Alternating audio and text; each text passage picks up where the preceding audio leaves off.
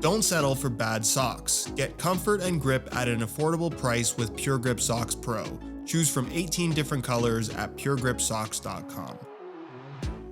You've probably watched plenty of videos on how to avoid getting blisters from your football boots, but what about why you're getting them in the first place? Here are 5 reasons why your football boots are giving you blisters. Where if you guys enjoy this type of content, don't forget to drop a like on the video and make sure you subscribe to the channel if you haven't already so you don't miss out on my reviews of all the latest football boots of 2024. Now, before we get into the 5 reasons, we need to quickly discuss breaking in your new football boots because this is critical if you're trying to avoid blisters. I don't care how comfortable they feel out of the box, any football boot can give you blisters when you're wearing them for the first time and sometimes even the first couple of times. Blisters are typically going to come from pressure and friction on one specific spot. And when you're talking about wearing a brand new pair of football boots, they are almost always going to put pressure on a new spot of your foot that simply isn't used to it. And when you're wearing them straight into a match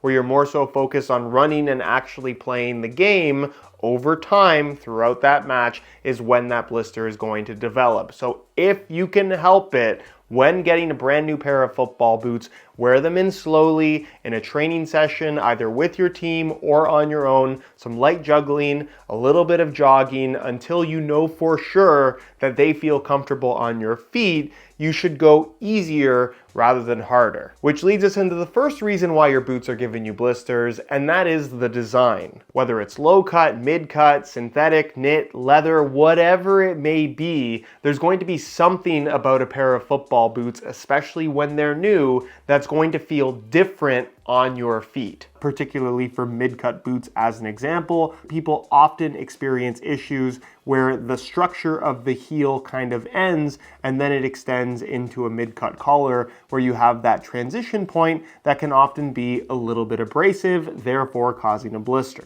Obviously, if something about the design of a new pair of football boots feels absolutely terrible on your feet right out of the box, that's typically a sign that they're probably not the right boots for you. But if you're just feeling some subtle pressure in certain parts of the foot, again, you need to use that break-in process. Take your time, take things slowly, because your feet will adjust to those pressures. You just have to give yourself time to adapt. If you don't give your feet time to adapt, that's typically when you're going to end up with blisters. Reason number 2 why your boots are giving you blisters is because they just don't fit properly. This issue is typically a result of your boots being too big, where some people buy a larger size because they want some extra growing room, they buy a larger size because they find it more comfortable, they buy a larger size because the boots aren't wide enough in the proper size, so they've gone up in size to accommodate that little bit of extra width. These are typically all things that are not going to result in an ideal scenario in regards to how the boots fit your feet, hold them in place, and also maintain a comfortable fit for you, the wearer. As a rule of thumb, I've always said that it's important to buy your football boots as snug as possible in regards to how much space you leave at the end, but also maintain a comfortable overall feel. They should never be so tight that they feel like they're squeezing your feet, but they should never feel loose either. I typically like to recommend half a thumb's width, even less than that if you can get away with it, but also you have to factor in the specific shape of your feet and how they're going to fit in any given pair of football boots. As much as you might want a pair of F50s, if your foot shape doesn't match up to this particular model, you're likely never going to have a comfortable or at least ideal fit. At the end of the day, it's a judgment call that is heavily based around your own personal preferences. Only you know how a pair of boots feels on your feet. But if you're experiencing issues with blisters and your boots also happen to be a little bit too big or perhaps even a little bit too small, the sizing and the fit is very likely the reason why those blisters are happening. The third reason why your football boots are giving you blisters could simply be down to the socks on your feet. Your socks act as a protective barrier between the skin on your feet and all the different materials and textures that your feet will be exposed to on the inside of your football boots. Softer materials, firmer materials, a little bit of exposed stitching can actually create tons and tons of abrasion, and it's important to have a pair of socks that are not only comfortable and fit you well, but are also suited to the boots that you have on your feet. Where, for example, if there's a certain spot inside of your football boots that is giving you issues and the socks you're wearing don't happen to have a lot of padding in that spot, should you swap your socks out for something that's a little bit more padded in that area, it's very possible that that discomfort will go away completely. But just as much as a good pair of socks can prevent blisters in your football boots, a bad pair of socks can actually cause them. If your socks are a little bit too big and the material is bunching up inside of your boots, that bunch up of material can itself create a blister. If you have a sock that's particularly worn out and has become a little bit rough, that can cause a blister over time. Stitching can cause blisters on socks as well.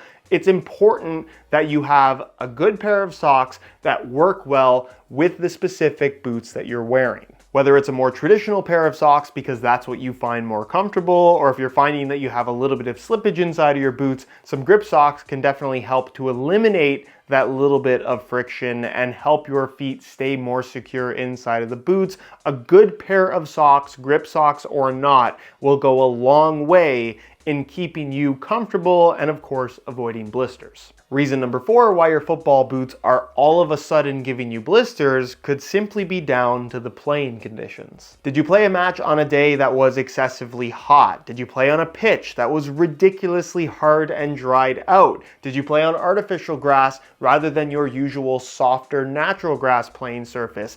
Any one of these variables in conditions compared to how you normally experience your football boots could create an environment where you're going to end up with a blister. With this being really the only situation that is kind of out of your control. If you're playing on a really hot day and you end up with blisters in boots that have never given you blisters before, you can probably bank on the fact that it was really hot being the reason why you got blisters. There's probably not an issue with the boots. There's probably not an issue with your socks. If you've done everything the same and the only thing that changed was the environment that you played in and you ended up with a blister or some discomfort, it's that environment change that is probably to blame. And then finally, reason number 5, your football boots are giving you blisters because they're probably worn out. Now, obviously, when I say that, I'm not referring to boots that are basically brand new. If you've only had them for a couple months, it's very unlikely that you've worn something out. But if you've been wearing the same boots pretty much every day for a year, 2 years, 3, however long that you've had them,